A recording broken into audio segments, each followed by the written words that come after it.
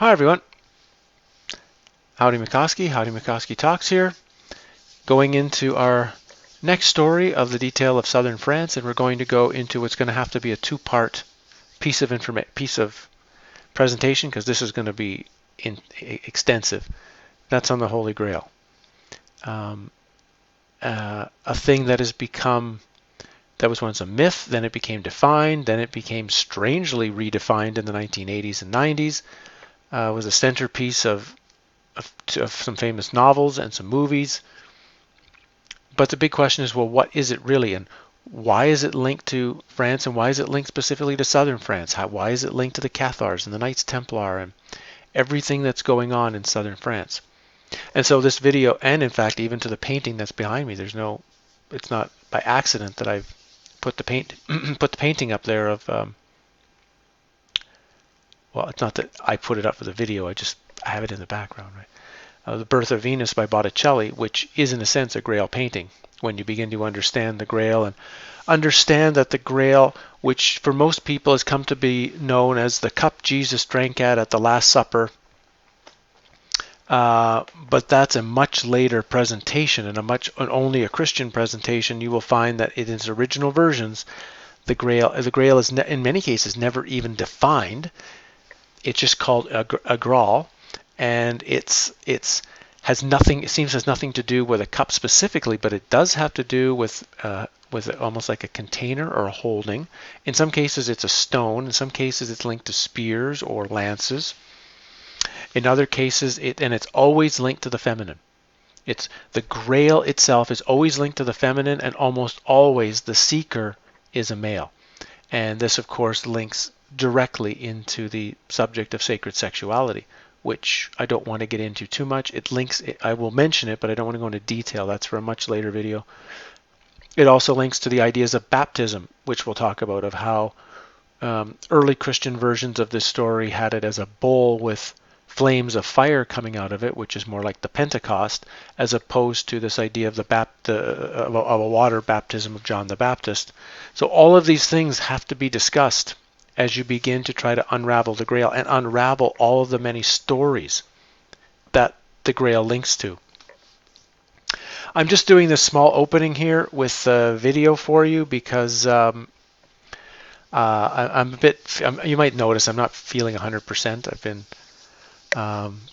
day after day, week after week of snow and cold and no sunlight just affects your body, and I'm a bit affected by it, so I'm a bit run down. But I wanted to get some of these videos done, so I'm just going to present this video portion at the beginning, and then I will do the rest of this as audio with just some image overlays for you, so you don't have to look at a black screen. But it lets me just pause or piece it or do this in small segments, so I can not exhaust myself with doing one long video for you here. So it's going to go. It'll soon be just audio and pictures, but I just wanted to say hello again in person. And we're going to get into, some of the stories of the Grail, the background of the Grail, what the Grail represents, possibly. But you need to get some background before we can start discussing what the Grail might be. So with that, I will stop you having to stare at my bald head for this part of it, and we will go from here with an audio portion of the program. Okay, so we begin our journey looking at the Grail with a bit of an overview, some of the key events in it, and then we're going to look at specifically the tale of Chrétien de Troyes, which is the first of the major Grail romances from around 1180 to 1190, and end with Robert de Boron and his version from 1200, and the concerns I have with that, saving part 2 for moving into German versions and other versions. We have some issues because, first of all, is that the Holy Grail. And in the original stories, particularly Chrétien of Troyes, it was just called a very holy thing. It was certainly not called Holy Grail. The word Grail didn't even appear until a later addition to that story. And so we have the first issue. Then we have the idea that it is a cup specifically. This came later, mostly with Robert de Boron, that it was a cup, and that it was a cup specifically then that was used at the Last Supper and then used by Joseph of Arimathea to catch some of the blood of Jesus before he escaped to to England and became part of the Arthurian legend. So we have these issues, and of course in the 1980s we already had a big change where writers like Robert Henry Lincoln and then eventually Dan Brown started using this idea of the way the word was structured and some elements and mythology around this object to believe that it was simply a bloodline of Mary Magdalene and was children that had been conceived between her and Jesus that had, of course, moved on to elite positions of power all throughout the world.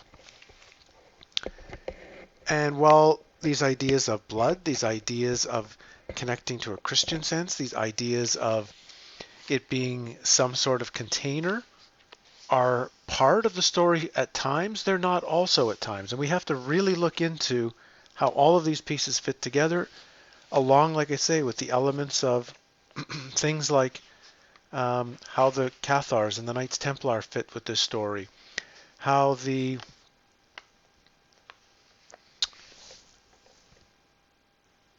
stories are also alchemic, and the alchemic ideas of the Philosopher's Stone placed in the story. We have to look at sacred sexuality because there's no doubt, at the very least, there is definite a masculine-feminine connection that is a part of what might be called not only the Grail quest, but even the Grail finding.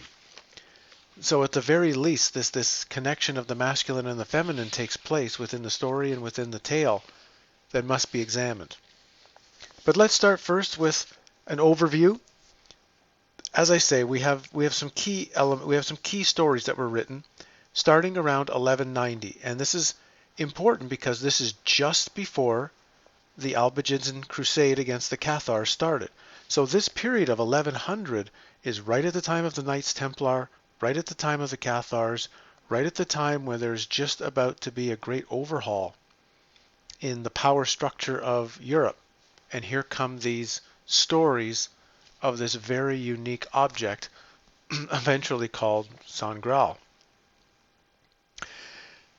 Now, if this period of time is, now that's of course the standard historical narrative. If this 1,000 years of history is true that have been added to history, then instead of 1190, we would be talking about these stories being written at 190. And that would then put the Cathars much closer to the original Gnostic writers of what might be called the New Testament. So you have this Gnostic upsurge in the Middle East. You have this new version of very old tales coming through, turned into this new story.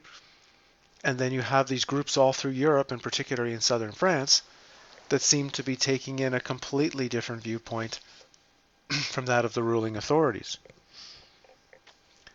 So the first of these stories is Chrétien de Troyes that we will look at in detail here. Following that comes, and his story was not completed. We will see that he was a poet and he wrote approximately, I think, 9,000 lines to his story, and it was later added by 3 different authors to make it much, much larger.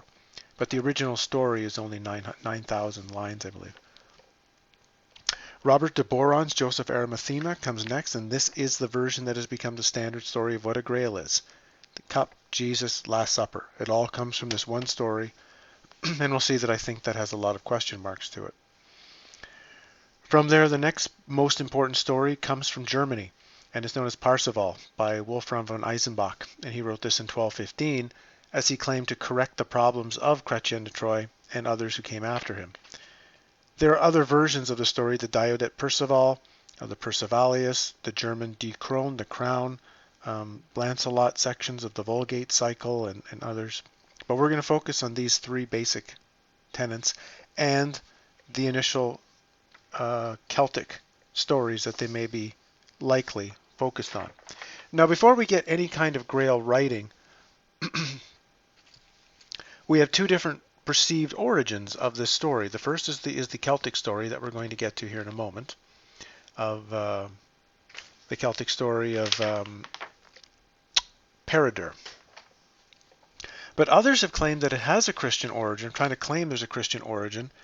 This is one professor from the University of Toronto who claimed that he has identified original sources for Grail imagery in 12th century wall paintings from churches in the Catalan Pyrenees in Spain. All of these paintings are mostly now in the National Art Museum in Barcelona, but they're very unique images of the Virgin Mary holding a bowl that radiates tongues of fire. So we have two interesting things. First is the Virgin Mary, but the Virgin Mary was often used as a safe symbol for the Magdalene. So, for example, when the Templars were building all their Notre Dame cathedrals all over France, claiming it was for the Virgin Mary, all the iconography inside of it is quite indicative that it's being, of course, presented to the Magdalene. And so you have this first challenge of any time you see the Virgin Mary in any kind of iconography, you have to really see, is that really the icon that's being presented, or is she just a front for the real presentation that they want to make? That it radiates fire indicates more something like the Pentecost, which is the great baptism of fire. And so the whole story of the Grail is already taking a link into this whole idea of baptism. And that takes us as well into the story of John the Baptist that we will get to in part 2. And why then would, if the early iconography has tongues of fire coming out of supposedly a cup held by, we'll say in this case, Mary Magdalene, which is the baptism of fire, why would the cup soon be changed over to be that which is holding liquid, and therefore more linked to the water baptism of John the Baptist? As for what the Grail might be, it gets very fanciful, right? Some claim that it's a coded description of the Ark of the Covenant. Of course, there's the whole Jesus bloodline theory. There's, of course, the theory that it is that it was taken by the Templars and hidden on Oak Island. That the Grail, whatever it is buried beneath Rosslyn Chapel, or is behind Glastonbury Tor, or has been hidden by the monks in a castle in Catalonia, Spain, or it's there's local folklore in Accossequic, Maryland, that says it was brought to town by a priest aboard Captain John Smith's ship. And so given that Michael over at Susquehanna Alchemy is kind of the expert of seemingly of Captain John Smith's voyage, maybe I'll send him an email and ask him to look into these Grail stories that the Grail was linked to this crossing. So you have all of these stories of what the Grail is and where it might be, right? Eisenbach called it a stone, perhaps the third eye of Lucifer that fell off from the sky to the earth. It's cup, it's the Ark of the Covenant, it's documents, it's books, it's alchemical text, it's all kinds of things. We'll get into what it may be as we go along. We have the name itself that is also an issue. Because as people like Lincoln and then Dan Brown wanted to present in order to make the story they wanted to make, they broke the word up to become, which is always written as San Graal. It's written as in its one word, San Graal. But he wanted to split it up in a specific way to make it Sang Real, to make it sound royal or holy blood. This, of course, fits their hypothesis very carefully. But it's only one possible way of chopping up a word. First of all, it can be, of course, San, meaning saint, and then Real, right? Grial. So, or San Grial. And therefore you have to start digging into the word Graal or Graal or what that might be. Now, first of all, it's often been classified as a vessel, which links to the word Gradalius in Latin, which became Gradal or Grail in medieval France, if you take that text, that focus. In a modern dictionary, if you look up what is a vessel, it'll tell you it's either 1, a ship or a large boat, 2, a hollow container used to hold liquid, 3, a tube or duct carrying fluid within an animal or plant, and 4, in a biblical use of somebody holding a particular quality. But if we take the one that says hollow container used to hold something, Of course, this doesn't have to be liquid. A container can hold many things. So it's telling you it's a container and it's used to hold something. I don't think it's a ship or a boat that's being described. Some have gone that route and have linked to Poussin's paintings, Notre Dame de Martial, where he painted ships in distress, as if claiming again it's the Grail. And again, it's really interesting how many times the Grail is linked to ocean voyages. But anyway. So we have these ideas of what does the word even mean, but if we take it back to the original Chrétien story, he just calls what becomes known as the Grail quite simply as a special holy thing, and it's only in the second iterations, the first edition of that story, that we get the word that's called Grail, and it's not called the Holy Grail, it's just called a Grail. It's not even the Grail, it's a Grail, as if there's more than one.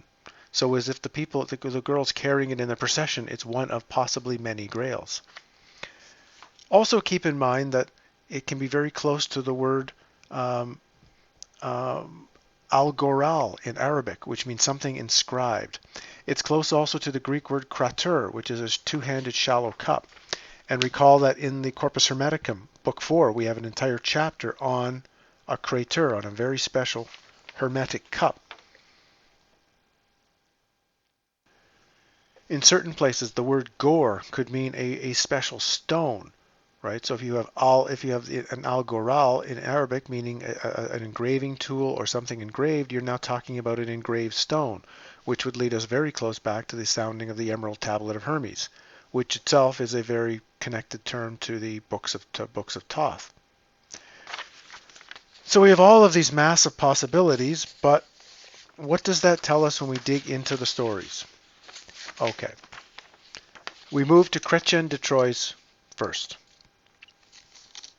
And what makes Chrétien de Troyes' story so interesting is that he himself is an interesting story. Most people overlook the whole story of who is this Chrétien de Troyes and why was he writing where he was.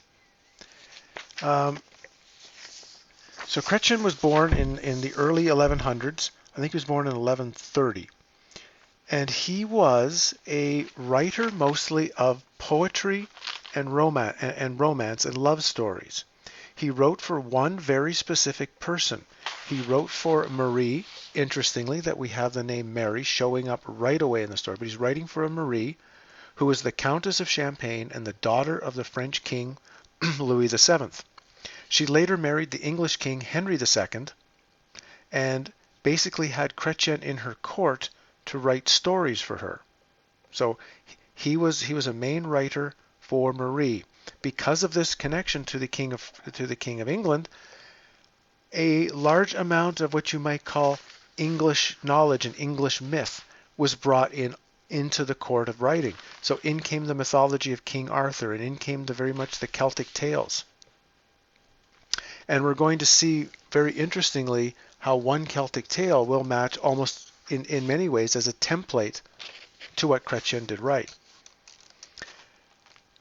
However, Henry died in 1181, going to the Holy Land during one of the many Crusades. Marie then refused to marry the one that was presented that she should marry, who was also a widow, the Philip of Alsace, the Count of Flanders. However, Chrétien, for some reason, begins to become his personal writer. So Marie cancels the wedding, but gives him Chrétien to write for him. So the story goes that it's within the library of Chrétien, in the library of Philip of Flanders, he's given access to special books. And from these special books, he was going to now write something very different from his normal romance stories and his translations of Ovid and things like this. And he's going to write this thing known as a Grail romance. What's also very odd is Philip goes on crusade again in 1190, and he dies in a siege at Arques, interesting name, showing up again, in 1191. More interesting is when you look at Philip's father, who was Thierry of Alsace.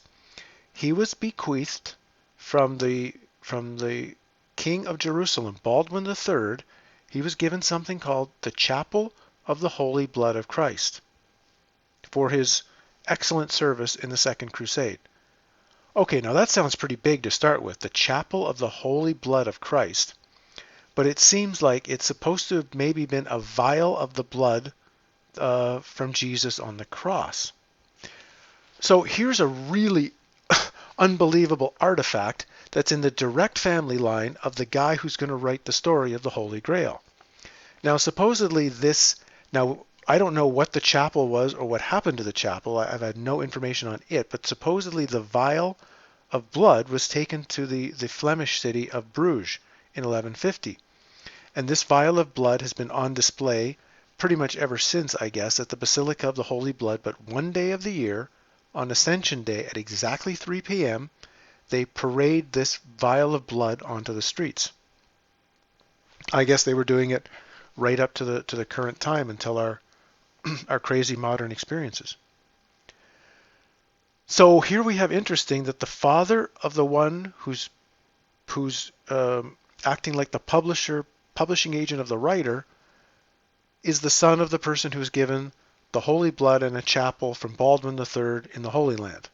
Now let's take this further. Chrétien de Troyes, meaning he's from Troy. And even though his count is Philip of Flanders, he himself is from Troy. Troy being the center of the Knights Templar. It was that should have been the very place where the 9 original Templars come from.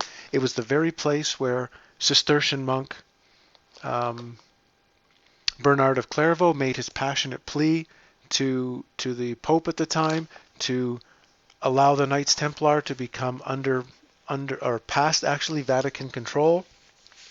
So it's no coincidence again that the story being written is linked to the place of the founding of the Knights Templar, and as we see, linked to the founding of whatever this representative of holy blood is.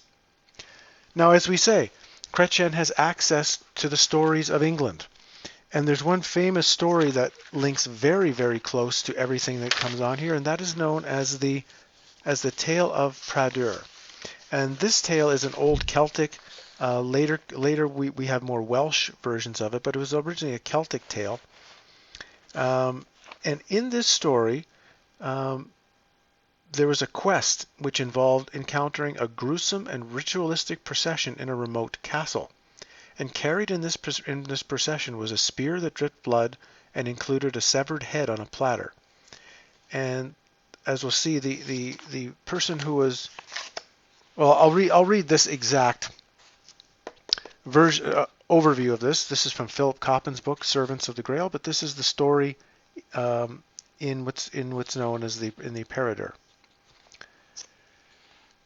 Peredur has a father, Ifwag, who died when Peredur is young, and his mother raises him in isolation in the woods. As he comes of age, he meets a group of knights, and went with them to the court of King Arthur. At the court he suffered the ridicule of the knight Sia, and set off, promising to reclaim his honor. On his travels he met 2 of his uncles. The first showed him how to bear arms, and instructed him not to question the significance of what he saw. The second uncle revealed a severed head on a platter. Peredur continues his journey, staying with 9 witches of Gloucester, and falling in love with Angarad Goldenhand. He eventually returned to Arthur's court, and learned that the severed head was that of his cousin, who had been killed by the witches of Gloucester. Aggravated, Peredur avenged his family members and returned home a hero. Okay, so that if you actually have read any of Chrétien's tale, you'll see how many key symbols are similar to that. What is important is, as well as the severed head on the platter, it seems that Peredur makes a major mistake by not asking whose head it was on the platter and how it should concern him, which in some way would have lifted an enchantment on the entire kingdom. So a key element to the story is not a cup. Specifically, it's this severed head, which of course would link directly to John the Baptist. And we're back to, well, why is John the Baptist in a very obviously being presented in an old Celtic tale that becomes a troubadour type romance tale of early France, which later gets twisted into a specific Christian tale, but does have John the Baptist obviously as its link. Now within this story, there were actually four things in this procession, one of which was the talking stone of truth, which would reveal the rightful king of Ireland.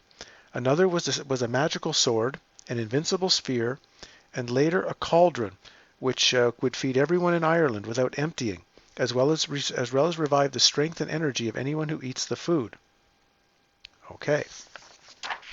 So we've got this Celtic background, and that takes us to Chrétien de Troyes.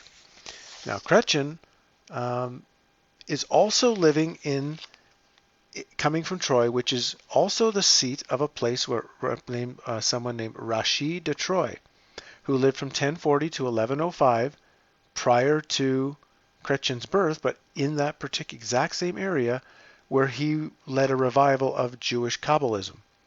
All of these elements are winding together in this tale.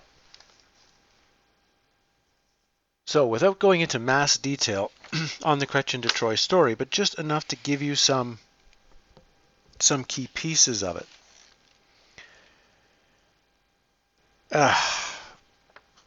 We have in this story, his name is Percival, and in this case he lives an isolated courtly world. His mother has tried to keep him away from the knighthood because that is how her husband died, as well as her elder sons. But while he's in the forest, he does encounter knights, and he treats them for angels and asks the leader, "Are you God?" Instead, they claim they are knights and set off after his tale. Without going into mass detail here, he eventually meets an uncle who is himself a knight, living as a hermit in a cave, who winds up teaching him. And I believe he teaches him for 14 days, which is, of course, a half a moon cycle. While in there, he finds that a castle's in ruins, and who's there is a beautiful girl, Blanchefleur. Of course, white flower. And as you know from the Rennes-le-Château story, Blanchefleur is a very important castle right across from Rennes-le-Château. There becomes a thing where he attempts to rescue her and win her honor, and finds that she's connected to the uncle that was teaching her. But without going into those details, because we're focused on the Holy Grail itself, you can read all of this stuff if you want yourself. Eventually, he meets the person who's known as the Fisher King, and the Fisher King has a wound. In some stories, the wound is in his leg. In later stories and other versions, the wound is quite clearly in his genitals, which is telling you it is a sexual issue. It is a sexual story. And this is very similar to the Osiris story, right?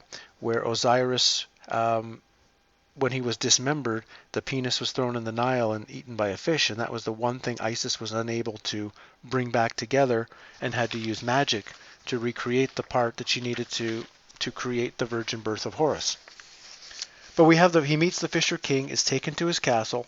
Within the castle of the Fisher King, he winds up seeing this procession. Now, in the initial Chrétien story, it's a very short procession. It becomes much, much bigger and much, much more dazzling in later versions. But in the first one, it's quite simple. It is first a boy, a young boy, a squire, who brings in the bleeding lance. Next come two squires who bring in candelabra. Then comes in a beautiful young woman carrying what's called a mighty holy thing. It's not specifically explained what it is, only that it illuminates the room more than all of the candlelight that is in there. So it's given this sense that it's something that illuminates, it's something that generates light. Beyond that, that's all it's specifically saying, and it was called, of course, a holy thing. But there's one more. That was not the final thing. The last part of it was a woman brings in a silver platter. Now, of course, we know from the early stories the silver platter should have had a severed head on it. So why does Chrétien not put the severed head into the story is the first very interesting part. However, Percival has been taught by his uncle to be very quiet around these things. So while all of these things are passed around similar to the Celtic story, he doesn't ask any questions. When he awakens in a completely empty room, eventually finds a woman who's in mourning because her husband has had his head chopped off. So we finally get the severed head. It's just the severed head's not on the platter. The severed head is later in the story. So the woman's had her husband's had her head chopped off, and she tells Percival he made a major mistake by not asking information about the Grail, for not asking what the Grail was and why, and if he did so, that would have healed the Fisher King, and the same would have saved the kingdom. So again, we have this bizarre thing that the Grail is somehow linked to this need to ask questions about it, which is very odd. So you have to ask questions about it, and then and it will somehow heal the king, heal the kingdom. So these are two very odd parts to the Grail story right away, right? This idea that it needs to be asked questions of it. It needs to be asked. What is important is whenever someone is carrying the Grail is always female. They're usually presented as a virgin, as some sort of teenage woman, but the point is it's a female who always, even in later stories where there'll be, I think it was Eisenbach, he has 25 different maidens who carry all sorts of various things in a giant procession, but again, it's always one female, one princess who carries the Grail. And this is really, really important because it's telling you the Grail is linked to something feminine, and the search or the finder is linked to something masculine. So you have to take this very carefully, and I've come to see through some, we'll call it personal research, that you almost might say a very feminine woman has the Grail, like currently. If a woman is feminine, she has the Grail. If a man is masculine, he has the seeking power which can tap into the Grail. I don't want to go into detail with this. This is number 2, but this is important to see. In another reminder of what we're talking about from an earlier story of where some of this can come from and why it might start to be seen as a cup, even though it's not presented as a cup. And that's the famous story of Apollosius, known as the Golden Ass. And okay, if you've never heard that story, it sounds stupid, the Golden Ass, but it is actually one of the greatest mythological / mystery school stories of the ancient world. I think written in ancient Greece, but it's a story of a man's initiation into the temple of Isis, where first he gets turned into an ass, and eventually through his work with working to understand Isis personally, he is transformed back into a priest of Isis, and there's a procession in which he's at the end is presented a golden cup. And so some also suggest that the real story that Chrétien de Troyes is writing, or even perhaps that the Celtic tale was working with, is this Apollosius Golden Ass, particularly Book 12, where he finally becomes the priest and there's a procession and the golden cup is presented. And of course, golden would give you this high alchemic sense of illumination or a completion or enlightenment, if you want to call it that. So it's another thing I would look into is the story of Apollosius and the story and Book 12 itself. If you happen to do have that book, it's a Phil Coppens book, Servants of the Grail, which I don't agree with he tries to claim that it's really the whole story from Eisenbach is really about a group of knights in Spain. I don't believe that at all, but the rest of his book has a lot of very interesting things in it. But he does, in the back of it, in the appendix, list, it's Book 11. He gives Book 11 of Apollosius, the Metamorphosis, in there, so you don't have to go, but you would be able to find it on the internet if you go looking for it. Okay, so that's a quick overview of Chrétien de Troyes' story. Now, there were continuations. Like I say, he died before he finished, I guess, everything he wanted to write. He only got through 9,000 lines.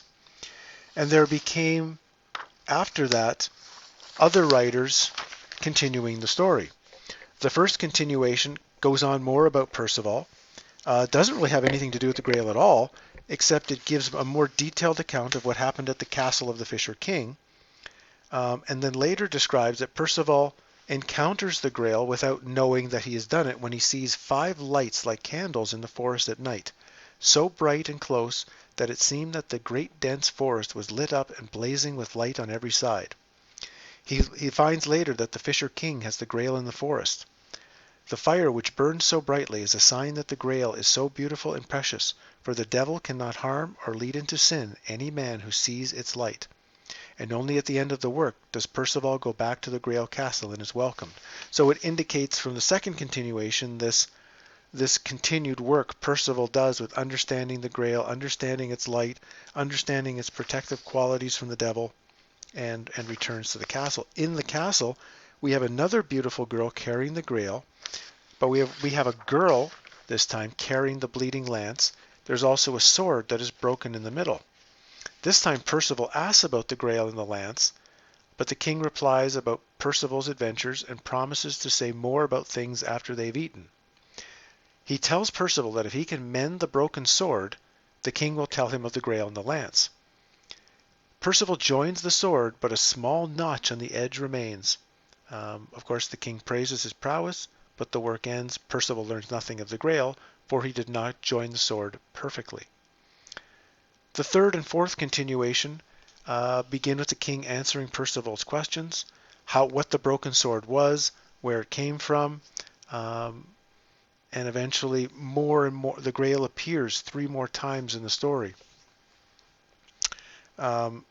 Anyway, we won't go into all that. You can look into this for what you want, but it continues particularly into the fourth continuation, where actually the Grail, the lance, and the sword all follow him into a hermitage, where he works with another, you might call, wise hermit. Okay. So that's the first overview of what Chrétien is describing as Grail. And that's really interesting because that's going to take us into section 2 when I get to that. We haven't talked a lot yet of personal detail on this, but if you don't have a background of the Grail stories, you're not going to be able to follow along when I do the next section, when we go to part 2. You have to have a bit of Chrétien's tale, and in fact, if you're really interested, it wouldn't harm you to go and read some of it, or at least read like the equivalent of like a Cole's Notes version of it, so you've got a pretty good idea of all the tale that exists, at least, especially Chrétien's first 9,000 lines. The second work then that blocks us before we get to the German version of Eisenbach, and that's the work of Robert de Boron. Now, Robert de Boron, as we're going to find out, is a very strange guy. And he is the one who writes a version somewhere around 1200 that specifically names the Grail as the Holy Grail and specifically puts it in the specifics of Jesus and in the specifics of Joseph of Arimathea. So it's Robert de Boron who does this. So, who is Robert de Boron? Well, he writes for Gauthier de Montbéliard. He went on the Fourth Crusade in 1204. He married the daughter of the King of Jerusalem and Cyprus. So, okay, how does this guy marry the daughter of the King of Jerusalem, who also happens to be the King of Cyprus? In that, from doing so, he becomes, in a sense, the King of Cyprus, which at that time is where the Knights of Malta are headquartered.